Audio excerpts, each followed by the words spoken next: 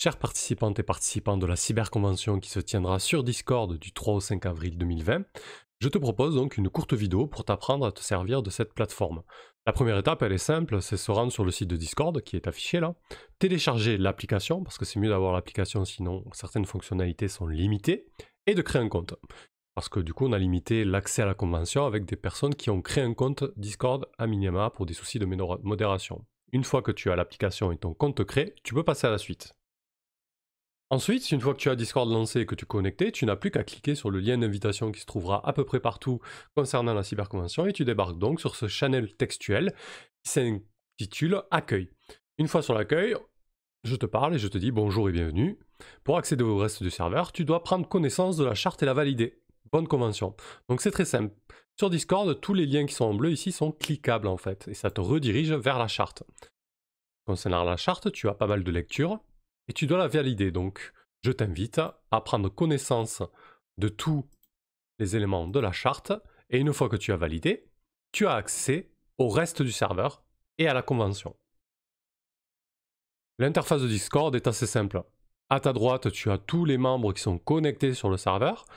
Selon leur rang, ils peuvent avoir une couleur différente et être classés en fait. Par exemple, on a le cyberstaff en violet, la team ours en charge de la modération en jaune, et la team licorne en charge des outils de sécurité émotionnelle et de leur discussion autour en rose. Au centre, c'est le chat, et à gauche, tu as tous les salons textuels et tous les salons vocaux. Donc pour naviguer, il te suffit de passer de salon en salon, et a priori, ils sont bien organisés, puisque tu vois, on a fait des catégories, accueil, cybercom provisoire, etc. Tu peux aussi les réduire. Si par exemple tu trouves que tu as trop de salons textuels ouverts, il te suffit de cliquer sur une catégorie pour en réduire la taille. Une fois que tu l'as réduit, tu n'auras que les salons où il y a des messages récents qui apparaîtront en blanc, puisqu'un salon où tu as lu tous les messages, il apparaît en gris. Si à un moment ou à un autre tu es perdu avec tous les channels disponibles ou tu ne retrouves par exemple pas ta table, c'est très simple. Admettons que ta table s'appelle table Oméga, tu fais un CTRL-K, CTRL-K, tu ouvres l'outil de recherche du Discord et tu n'as plus qu'à taper table Oméga, admettons. Ok? Et ça pourra directement retrouver ton channel. Ça marche avec à peu près tout. Ce sont des mots-clés, donc c'est indexé et tu pourras facilement retrouver les salons qui t'intéressent. Tu veux retrouver le stand de quelqu'un, pas de souci, tu tapes stand, Rollist TV.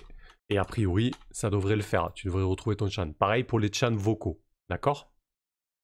Autre chose assez importante, si par exemple tu as besoin de faire appel à quelqu'un sur le serveur ou à un groupe carrément. Donc si tu as besoin de faire appel à quelqu'un, il te suffit de faire arrobase et par exemple allshad pour appeler allshad. Ou alors si tu veux faire appel à un groupe en entier, si tu as les droits bien évidemment, les participants et les participantes de la convention auront le droit de faire appel à la team ours et à la team licorne pour la modération. Il te suffira par exemple de taper @team ours et tu pourras directement taguer la team ours pour faire appel à la modération. Ou alors la team licorne. L'utilisation des salons vocaux est elle très simple pour pouvoir parler et mener une partie de jeu de rôle ou participer à une partie, c'est très simple. Ici je suis sur un salon textuel et juste en dessous, vous voyez, il y a un petit écouteur qui correspond à un salon vocal. Il suffit que je me connecte dessus en double-cliquant, je suis connecté et je peux parler. Je peux me déconnecter ici avec ce bouton-là et je peux aussi couper mon micro si je le souhaite. Et je peux aussi désactiver mon son, me mettre en sourdine, ce qui coupera automatiquement mon micro. Admettons si j'ai un imprévu ou quelque chose. Comme nous allons jouer à un jeu de rôle sur internet, on n'a que nos écouteurs et notre micro. Si on n'a pas les micros correctement configurés, s'il y a du bruit dans notre environnement, etc., ça peut vite devenir la cacophonie. Donc, pour configurer correctement son micro, il faut aller dans les paramètres utilisateurs, voix et vidéo. Ici, en haut à gauche, tu vas pouvoir choisir ton périphérique d'entrée. C'est important, par exemple, si tu as plusieurs micros, si tu as un micro de webcam et un micro qui est plus performant, tu le sélectionnes.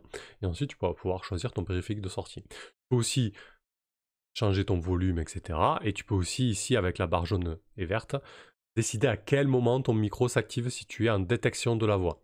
Il y a deux façons de parler sur Discord. Soit Discord va détecter ta voix et ton micro va s'ouvrir au moment où il détecte ta voix.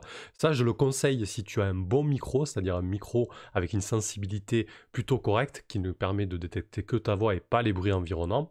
Sinon, tu as la configuration appuyer pour parler. Là, il te suffit de cliquer ici et tu configures une touche qui te permet, par exemple CTRL, espace ou que sais-je, la touche qui te convient. Quand tu appuies sur cette touche, quand elle reste appuyée, tu parles. et la voix est captée. Sinon, détection de la voix, autre solution, si tu préfères cette solution-là, tu peux rester en détection de la voix, mais à ce moment-là, je te conseille fortement de mettre un raccourci clavier qui va couper ton micro. Là, par exemple, ici, je peux ajouter un raccourci clavier où je mets, par exemple, activer, désactiver, me rendre muet, et j'attribue la touche égale. C'est-à-dire qu'on va aller voir, ici, vous voyez ma voix qui s'active, j'appuie sur égal, ma voix se désactive. Voilà, j'insiste sur le fait qu'il est important que tu puisses configurer ton micro correctement. À toi de choisir si tu appuies sur une touche pour parler ou si ton micro détecte ta voix. Mais s'il détecte ta voix, garde quand même sous le coude une touche qui te permet de le désactiver rapidement. Et surtout, pense aux autres participants. Je pense qu'il est important d'avoir un environnement calme et ou d'avoir configuré son micro. Voilà, j'espère que ce petit tutoriel t'aura aidé et que tu passeras une bonne convention. À bientôt.